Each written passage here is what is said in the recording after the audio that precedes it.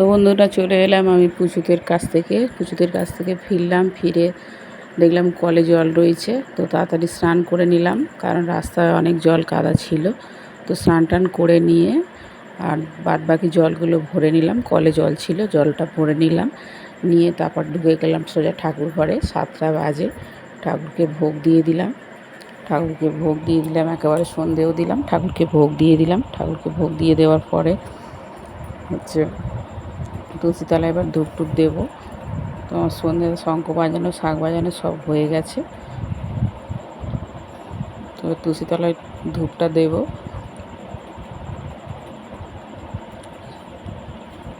দিয়ে চলে এলাম রান্নাঘরে। তো শুভ সন্ধ্যা বন্ধুরা, আমার নতুন একটা ব্লগে তোমাদের অনেক অনেক স্বাগত, অনেক অনেক ভালোবাসা। আশা করি সবাই খুব ভালো আছো, খুব সুস্থ আছে। তো আমিও ভালো আছি। তো আমি গিয়েছিলাম আমার পুচুদের কাছে, তো আমি ফিরে এসে তো তোমাদেরকে বললাম, সন্ধ্যে টন্ধে দিলাম, দিয়ে এলাম রান্নাঘরে চা করতে। তো এখন একটু চা খাবো, চা খেয়ে তারপরে যে রাতে রান্না বান্না চিন্তা করব।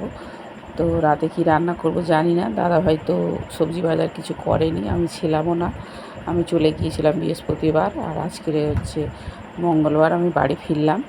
তো চলো দেখি রান্নাঘরের দিকে যাই, চাটা আগে খাই, তারপরে কি রান্না বান্না করব চিন্তা করব। চা তো কিছু করতে হবে, খেতে হবে, তাই না?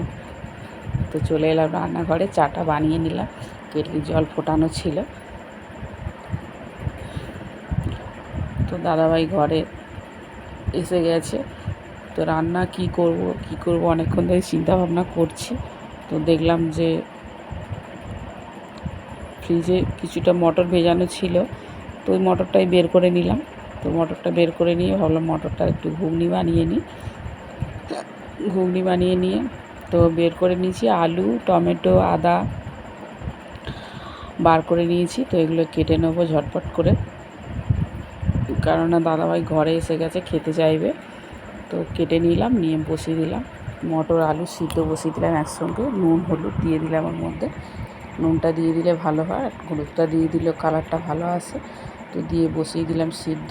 তো মশলাটা এবারে পেস্ট করে নেব, টমেটো, আদা, জিরে, তার সঙ্গে একটু গোটা গরম মশলা, কারণ ধনে পাতা নেই, ধনে পাতা দিলে খুব ফ্লেভারটা ভালো আসে। তো ধনে পাতা নেই, তো একটু গোটা গরম মশলা একটু দিয়ে দিলাম, একটু পেস্ট করে নেব, মিক্সিতে পেস্ট করে নিলাম।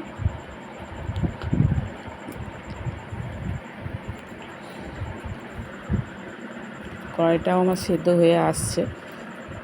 3টে সিটি মারবো, বেশি সিটি মারতে লাগে না, 3টে সিটি মারলেই হয়ে যাবে, যেহেতু ভেজানো জিনিস। 3টে সিটি মেরে নিয়ে মশলাটা আমার হয়ে গেছে।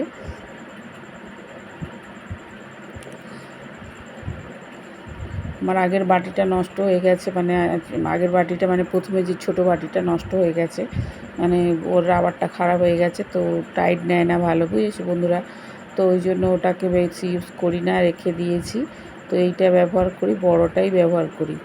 তো বড়টাতে মশলা করলে একটু টমেটো, কাঁচা লঙ্কা সব কিছু দিয়ে, মানে শুধু যদি আমি অল্প একটু আদা দিই বা একটু জিরে দিই তো ভালো বেস্ট হবে না, ওই জন্য একবারে সব কিছু দিয়ে দিই ওর মধ্যে।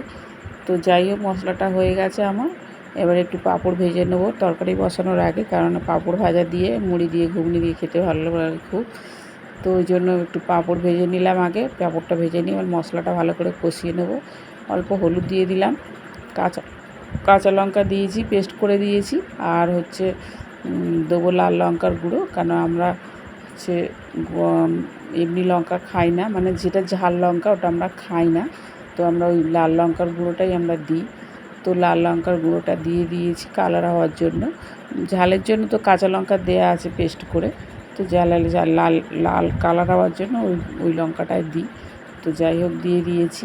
তো হচ্ছে মশলাটা কষিয়ে নেবো, আর যেহেতু সিটি মারা জিনিস তো বেশি সময় লাগবে না, মিনিট 10 মধ্যে হয়েই যাবে, 10 মিনিটের বেশি সময় লাগবে না। আর জল তো কেটলিতে ফুটিয়েই রেখেছি, কাঁচা জল দেবো না, কাঁচা জলের থেকে ফোটানো জলটা দিলে ভালো টেস্ট হয়। তো হচ্ছে ফোটানো জল দেব। তো দেখো আমার ভালো করে কষানো হয়ে গেছে, আর গলেও গেছে একদম, আলু মটর সবই গলে গেছে। তো জলটা দিয়েই দিলাম এবারে। মিনিট 10 ফুটলেই আমার ঘুগনি কমপ্লিট হয়ে যাবে। দাদাভাই এসে খাবে, দাদাভাই খাবে। তো চা খাবো বললো, একটু চা বানিয়ে দিয়েছি।